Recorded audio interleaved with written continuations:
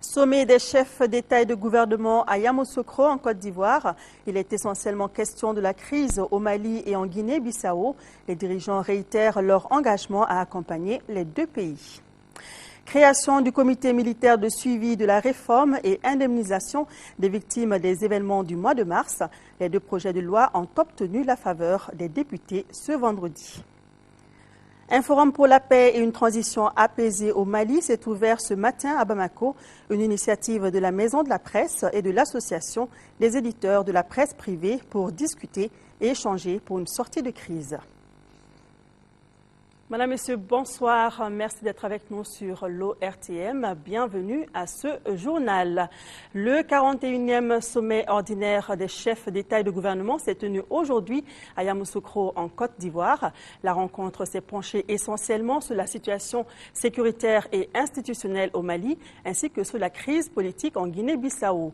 À l'ouverture de la réunion, les dirigeants ouest-africains ont réitéré leur engagement à accompagner les deux pays pour établir effectivement la paix et l'ordre institutionnel en prenant des décisions concrètes. Le Mali est représenté au sommet par le Premier ministre Cheikh Modibo Diarra. Le récit de nos envoyés spéciaux Damawan et Ibrahima Traoré. C'est Yamoussoukro, la capitale politique de la Côte d'Ivoire, qui vient d'accueillir le 41e sommet ordinaire des chefs d'État et de gouvernement de la CEDEAO. Ce qui retient l'attention reste surtout la situation sécuritaire et institutionnelle au Mali et en Guinée-Bissau.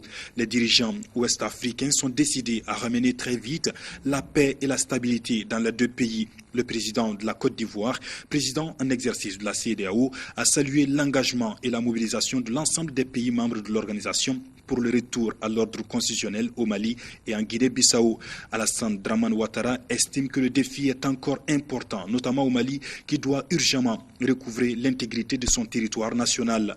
Le président de la Commission de l'Union africaine, Jean Ping, et le représentant spécial du secrétaire général des Nations Unies en Afrique de l'Ouest, Saïd Djinit, ont abordé dans le même sens pour demander aux chefs d'État d'agir vite et de concert pour aider le Mali à lutter contre l'insécurité grandissante dans le nord du pays. Ce 41e sommet de la CEDEAO a été aussi marqué par la prestation de serment de Kadri Désiré Ouédraogo en qualité de nouveau président de la commission de la CEDEAO.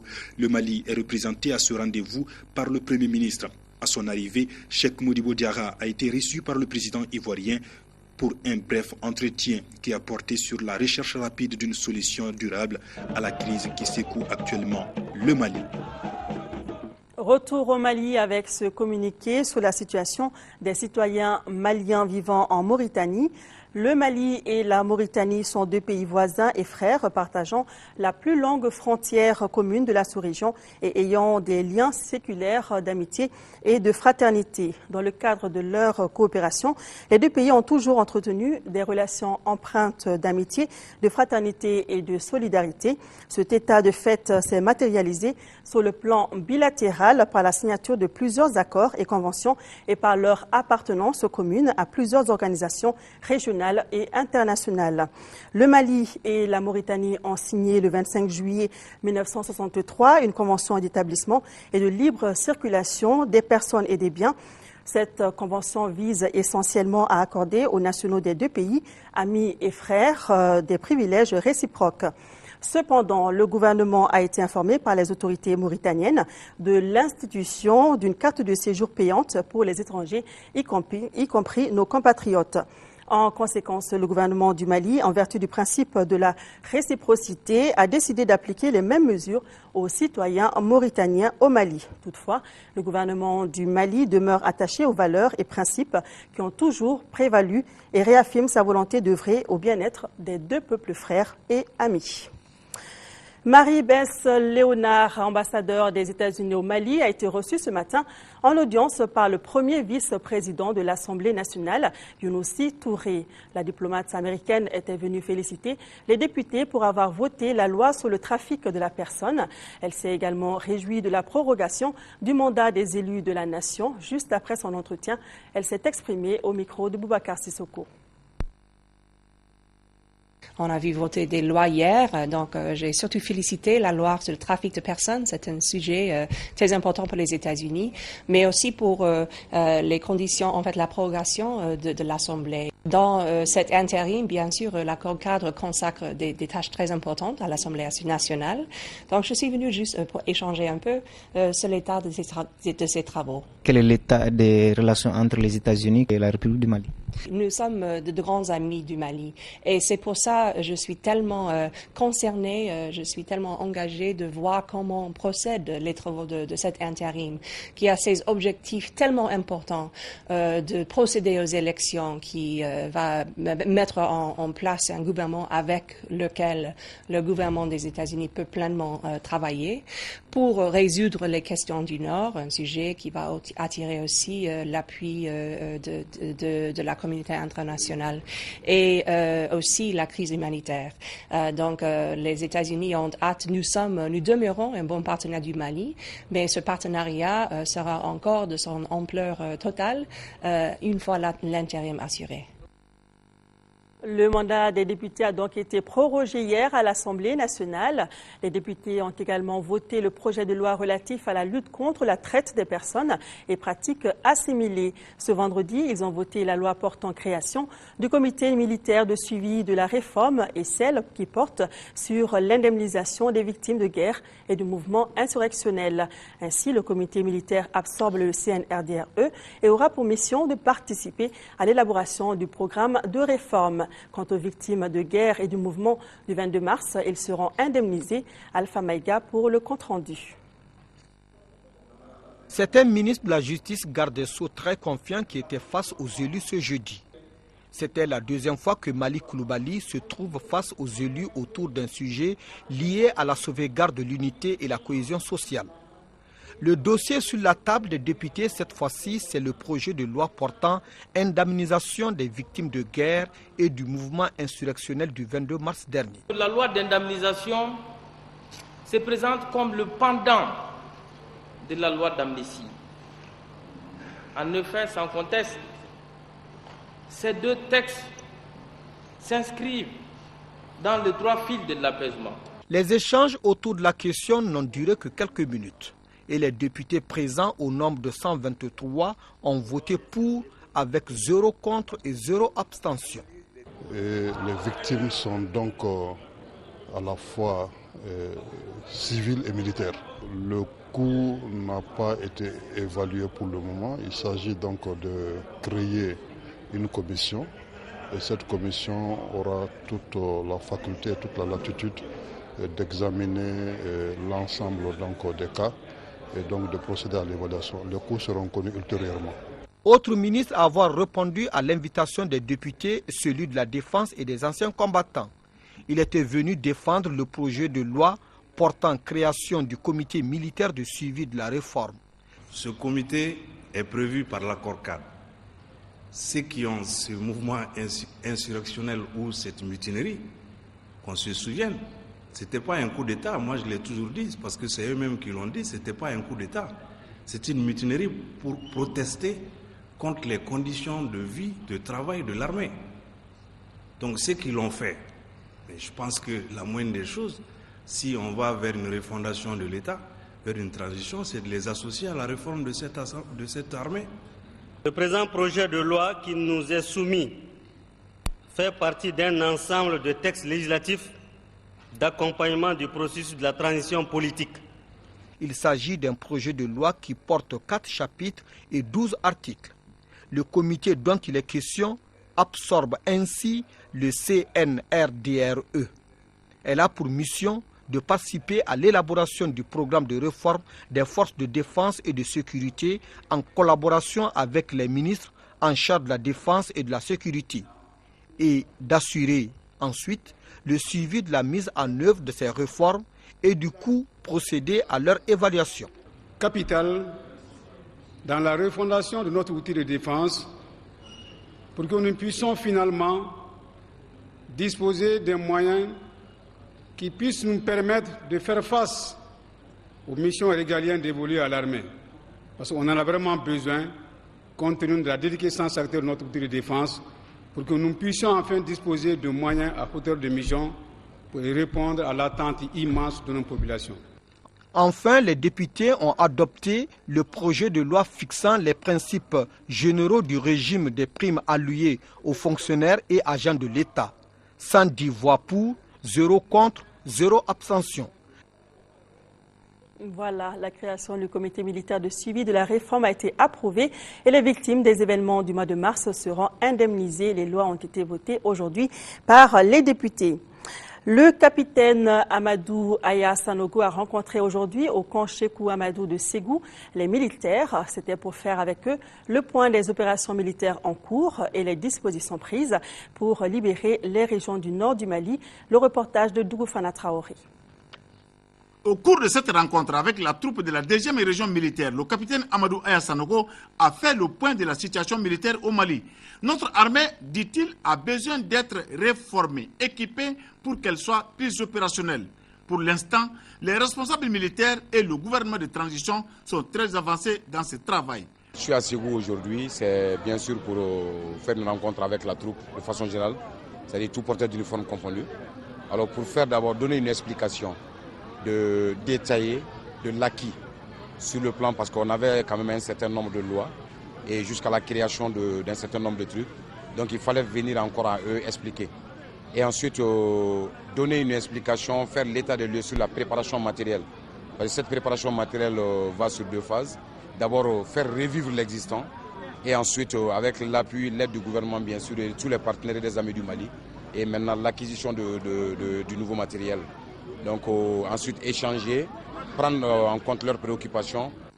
Au terme de cette rencontre avec la troupe de Ségou, le capitaine Amadou Aya Sanogo s'est dit satisfait de cette rencontre. Et suite à l'assassinat lundi dernier du conseiller municipal Idrissa Oumarou à Gao, des messages continuent de parvenir à notre rédaction. Ainsi, le bureau politique national de l'UMRDA et le comité exécutif central du parti Yelema se disent très indignés de cet assassinat et condamnent ce crime odieux et présentent leurs condoléances à la famille du disparu. L'UNESCO a placé hier Tombouctou sur la liste du patrimoine mondial en péril, alertant ainsi la communauté internationale sur les dangers qui pèsent sur cette ville mythique du nord de notre pays. C'est suite à la demande du gouvernement malien d'inscrire Tombouctou et le tombeau des Askia à Gao sur cette liste. La nouvelle a été bien accueillie par le Mali.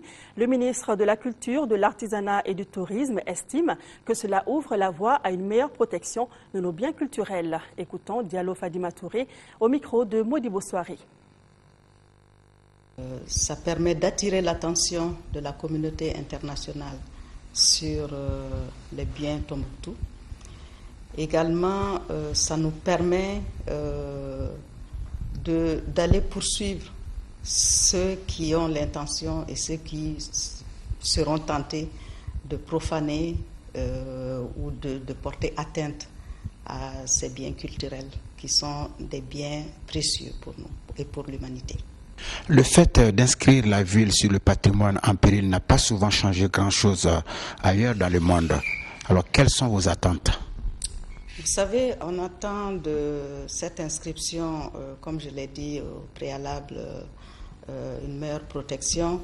C'est-à-dire qu'on attend une assistance internationale du point de vue de la légalité d'abord, parce que cette inscription va nous permettre de déposer la plainte en bonne et due forme auprès de la CPI, à La Haye, et ça nous permet également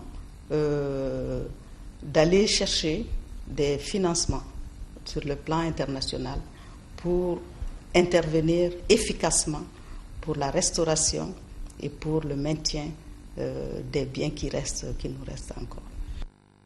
Voilà, Tombouctou et le tombeau des Askas seront ainsi protégés par la communauté culturelle internationale. Le Mali célèbre demain 30 juin la journée de la renaissance scientifique de l'Afrique avec comme thème malien la promotion des chercheurs. La journée vise l'intégration de la science et des technologies dans le processus de développement.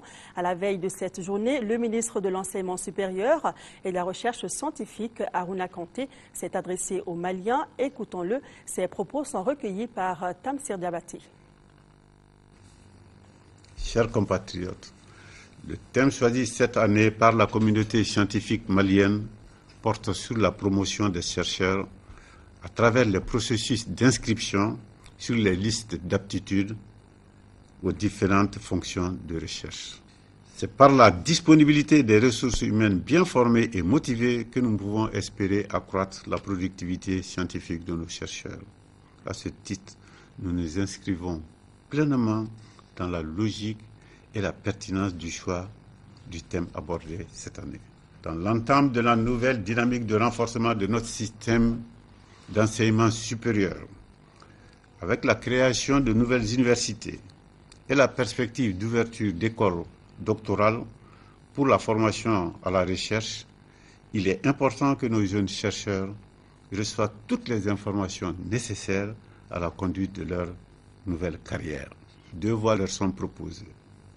Une internationale via le Conseil africain et malgache pour l'enseignement supérieur, le CAMES, et l'autre nationale par la Commission nationale d'établissement des listes d'aptitude, chacune comportant des exigences auxquelles il faut satisfaire pour prétendre à une inscription. L'espoir d'atteindre les objectifs est permis au regard des efforts fournis et les perspectives envisagées au niveau national, régional et international. Voilà, demain, journée de la renaissance scientifique de l'Afrique. Ouverture ce matin ici à Bamako d'un forum pour la paix et une transition apaisée au Mali. Ce forum de 3 jours se veut une tribune de discussion et d'échange pour une sortie de crise. Une initiative de la Maison de la Presse et de l'Association des éditeurs de la presse privée en partenariat avec l'Union européenne. La cérémonie d'ouverture était présidée par le ministre des Sports, suivie pour nous par Bourama Traoré. 3 jours pour parler de la paix au Mali, paix sans laquelle rien de potable ni de durable ne peut se construire. Une évidence à l'origine de ce forum pour la paix et une transition apaisée au Mali. Le forum se veut un espace de dialogue pour une sortie des crises politiques et sécuritaires qui secouent notre pays. La situation dans les 3 régions au nord nous rappelle les vertus de la paix, de la liberté et du dialogue. Nous sommes ici pour nous rappeler et pour dire que nous valons mieux que cette guerre, cette violence, ces déchirements. Et c'est ma conviction, chers compatriotes maliens, que nous serons encore plus maliens quand nous accepterons de prendre part à la tâche immense de réunifier notre pays et de relancer notre démocratie. À la crise malienne, une solution malienne, une option que soutient les chargés d'affaires de l'Union européenne. Pour ce faire, le dialogue reste donc le passage obligé. La solution de la crise ne va pas venir de l'extérieur du Mali. Vous devez identifier vous-même des pistes de sortie. Il importe que le pays se reprenne, redevienne maître de son destin. Il faut donc relancer le dialogue, car la violence, syndrome de l'absence de canaux de communication, n'a jamais été une solution. J'espère ardemment que ce forum de 3 jours de dialogue, serein et apaisé, permettra de débloquer la situation et que chacun redécouvre son rôle et s'investisse dans ce processus. À l'initiative de la Maison de la Presse et ses partenaires, le forum traite plusieurs thématiques, avec en toile de fond le rôle de la presse malienne dans une transition apaisée, une presse à laquelle le département de tutelle demande plus de professionnalisme. Le gouvernement de la République du Mali appelle tous les médias maliens et tous les acteurs des médias, quelles que soient leurs préférences idéologiques, politiques ou autres, à la retenue et à la mesure qui ne sont pas incompatibles avec une analyse critique des actes et des décisions du gouvernement. Le gouvernement rappelle que rien, absolument rien, même des ambitions fort légitimes, ne sauraient et ne devraient reléguer au second plan les défis qui nous interpellent dans le nord du pays et qui restent la première de ses priorités. De ce forum devront sortir des recommandations susceptibles de contribuer à une sortie des crises. Recommandations qui seront adressées aux autorités maliennes et aux représentations diplomatiques selon les organisateurs.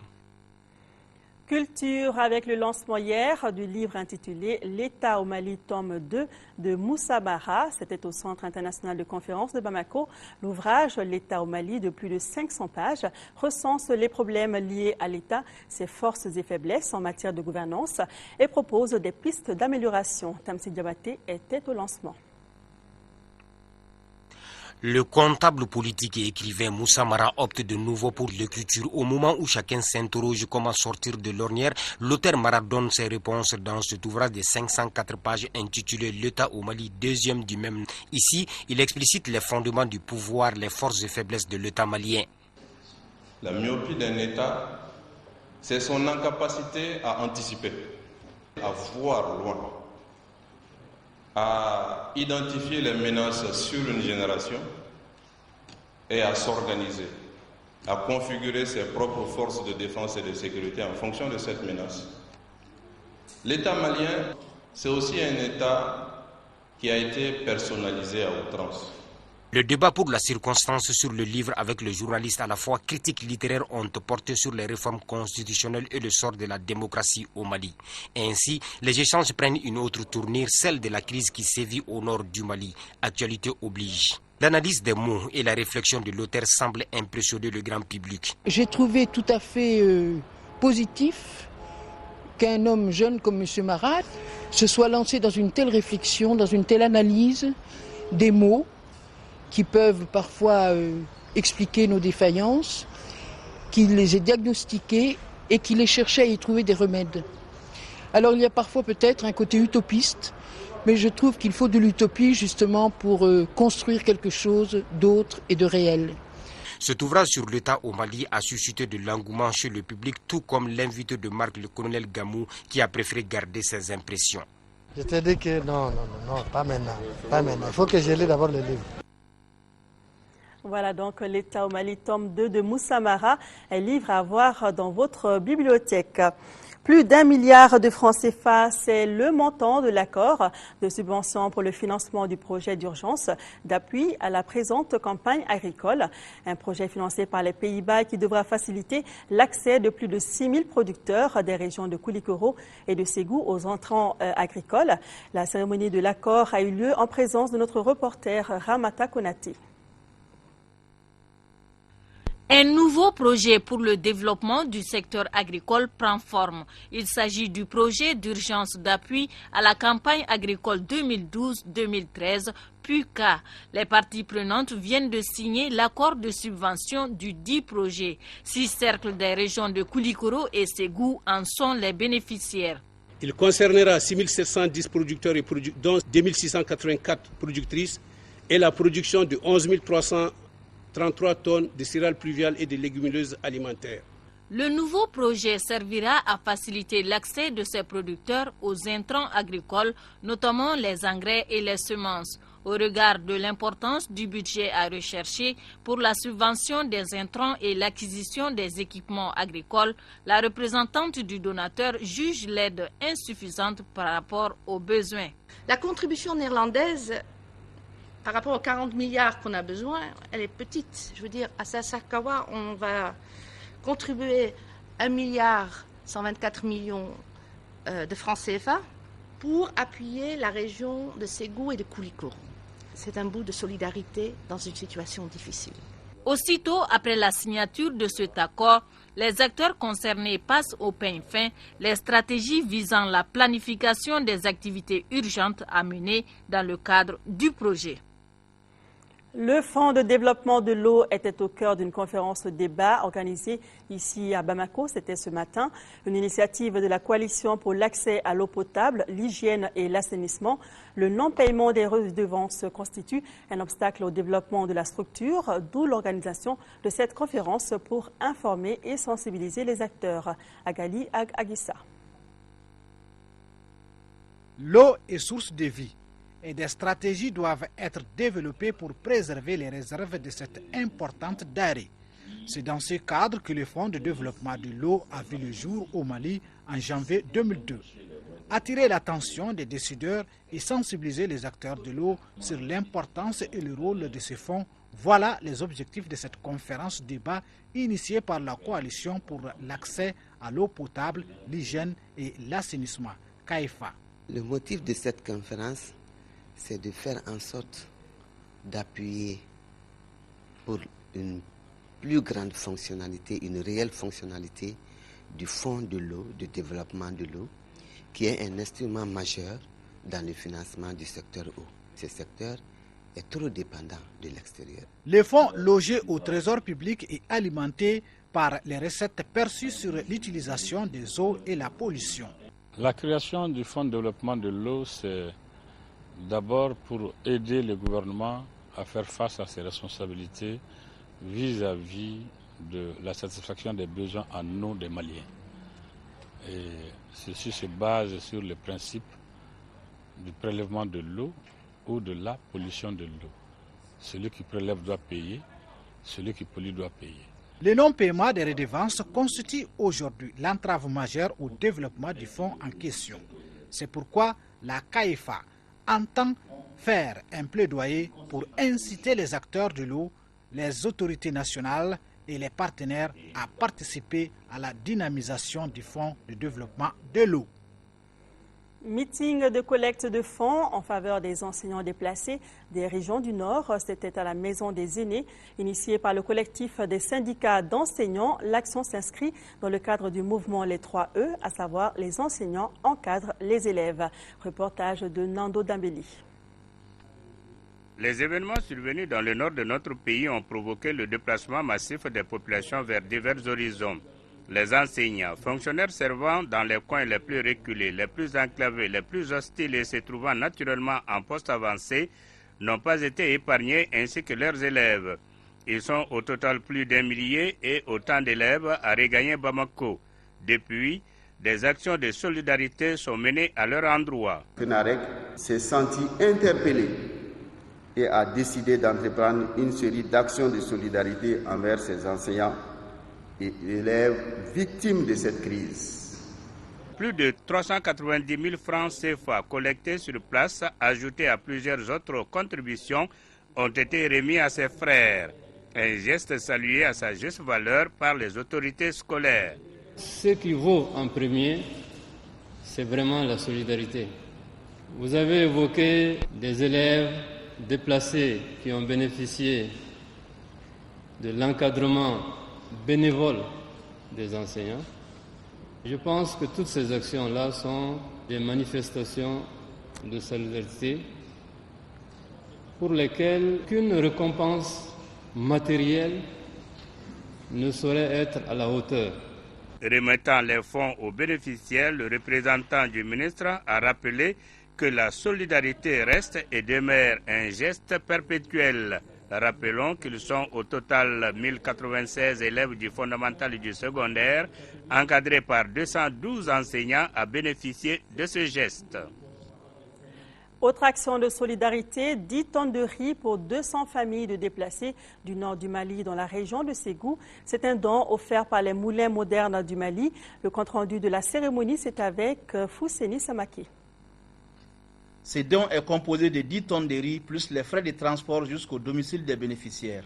L'unité de transformation industrielle Moulins modernes du Mali entend ainsi jouer sa partition pour minimiser les souffrances des personnes déplacées du nord résidant dans la région de Ségou. Ce don est destiné à 200 familles déplacées réparties entre Ségou et Markala. Il y a beaucoup de gens qui sont dans les situations un peu difficiles, raison pour laquelle on a organisé ça pour distribuer quelques tonnages du riz. On veut faire encore d'autres dons d'ici le mois de carême, si Dieu le veut. En remettant ces dons aux bénéficiaires, les autorités de Ségou ont apprécié la portée de cet appui et demandé à d'autres bonnes volontés de se manifester en faveur de nos frères déplacés du Nord. Je demeure convaincu que le geste de la société Moulins modernes du Mali à l'endroit de nos populations déplacées nous apportera beaucoup plus de chances dans la réalisation de nos ambitions de soutien et de solidarité à l'égard des populations déplacées du Nord.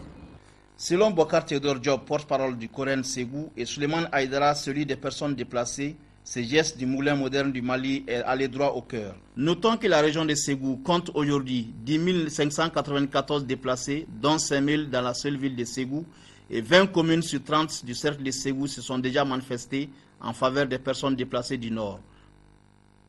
Retour à Bamako avec un concert Téléthon. Les artistes du Mali se mobilisent pour la paix au nord du Mali, réunis autour de Tata Bambo Kouyaté et Bako Dagnon, deux figures emblématiques de la musique malienne. Les artistes de notre pays se sont donné rendez-vous hier soir au stade Omnisport Modibo Keïta de Bamako pour un méga concert en faveur du nord du Mali. Cette grande manifestation intitulée « Pour un geste du cœur » est un élan patriotique pour ces musiciens pour venir en aide aux populations du nord du Mali qui traversent une situation difficile depuis quelques mois. Le maître mot de ce concert était la paix, rien que la paix. Le spectacle était riche en couleurs avec des prestations d'artistes toutes générations confondues, en synergie avec un public acquis à sa cause. Un véritable moment de communion entre artistes et fans autour de la musique, un élément fédérateur qui cadre bien avec l'actualité sociopolitique que vit notre pays. Les recettes de ce concert iront à la Croix-Rouge malienne qui se chargera de les acheminer aux populations du nord du Mali. Pour un geste du cœur, une initiative de l'Union des artistes, producteurs et éditeurs du Mali, en collaboration avec l'agence de communication Audacity, le Fonds de solidarité nationale et Maliba Productions. Pour un geste du cœur, une belle ambiance hier soir au stade Modibo Keïta de Bamako. Et culture toujours avec le vernissage hier de l'exposition L'Esprit de la paix au Centre culturel germano-malien. Les organisateurs en ont profité pour rendre hommage à l'ambassadeur d'Allemagne au Mali en fin de mission. Karl Flittner a procédé à l'inauguration du siège du Centre culturel transféré à Badalabougou. L'exposition d'une quinzaine de tableaux est l'œuvre de la galerie La Médina, reportage de Moïse Traoré. La couleur de l'eau peut changer, pas celle du sang. C'est la substance d'une œuvre de Sori Kanté, étudiant en art plastique. Le tableau fait partie des 15 dans le cadre de l'exposition L'Esprit de la paix. Le vernissage marque l'inauguration du cercle culturel germano-malien, ainsi transféré à Badalabougou en commune 5. À l'occasion, hommage est rendu à l'ambassadeur d'Allemagne en fin de mission. L'Européen soixantenaire a perdu 3 oncles au moins dans la guerre. La guerre est une menace qui plane sur l'humanité depuis presque l'éternité et chaque génération doit essayer de trouver la forme de vivre ensemble pacifiquement, non seulement à l'intérieur d'un pays, mais aussi entre différents pays. Au Mali, il s'agit d'une crise identitaire, de l'avis du directeur du cercle culturel germano-malien. Le monde se globalise et n'épargne aucune civilisation. Nous sommes devant un dilemme qui menace le fondement même de nos cultures. C'est pourquoi le nomadisme, mode de vie des Touaregs, ne restera pas épargné et comme toute autre forme de civilisation, il doit suivre le cours de l'évolution ou disparaître. Ni plus ni moins, le double tableau du Togolais Batandeo Kossi Bayela Julien représente à gauche le désordre avec la perte de tous ceux qui nous sont chers et à droite l'harmonie et le développement. Un autre dessin de son cadet, Sori Kanté, émet le vœu que la colombe de la paix parvienne à ceux qui détiennent les instruments de mort. La colombe a un sourire de nouveau-né et délicat comme un bébé. Voilà la colombe, symbole de paix. De paix, il en a été également question lors de la rencontre entre la communauté musulmane des Soufis du Mali qui s'est retrouvée la semaine dernière à Mopti. C'était à la faveur du festival Maouloud 2012 décentralisé à Mopti et axé sur le thème la paix, l'unité et la cohésion sociale. Les festivaliers venus de toutes les régions du Mali ont prié pour le retour de la paix dans notre pays. Reportage de Mahamar Ibrahim Touri. Organisé par la communauté musulmane des Soufis du Mali. Le festival Maouloud 2012, décentralisé à Mopti, a été placé sous le signe de la paix, de l'unité et la cohésion sociale. Les temps forts de l'ouverture ont été la lecture du Coran, les bénédictions prônées par l'imam Mohamed Lamine Konake, Samba Karim Timbo, Al-Mahdi Ouedrago et Cheikh Soufi Wakil, guide spirituel régional de Mopti. Le thème que nous avons choisi est d'autant plus important que le Mali aujourd'hui traverse une période de forte crise au niveau du nord. Donc il était important, en dehors de l'engagement constant de la communauté musulmane des Soufis, pour la pureté intérieure, la paix universelle, de faire encore montre du devoir des citoyens, d'un devoir des croyants, et de prier ensemble avec tous les musulmans pour que la paix revienne. Le deuxième temps fort du festival Mawlud 2012 des Soufis a été la conférence sur le thème Paix, unité et cohésion sociale, animée par les grands guides, son éminence El Hadj Soufi Bilal. La paix est une nécessité aujourd'hui au Mali, une valeur très sûre à rechercher. La 5e région est une région stratégique pour cette paix. Notre religion, ce n'est pas une religion de violence. À l'image du prophète Mohammed sallallahu alayhi wa sallam, a toujours vécu avec d'autres personnes, outre que sa communauté. On peut citer les chrétiens, on peut citer les juifs, on peut citer même d'autres croyances aussi. Après les bénédictions de Cheikh Salih Cissé, son éminence, le grand guide, a prié pour les hommes en tenue. Voilà, prions tous pour le retour de la paix au Mali.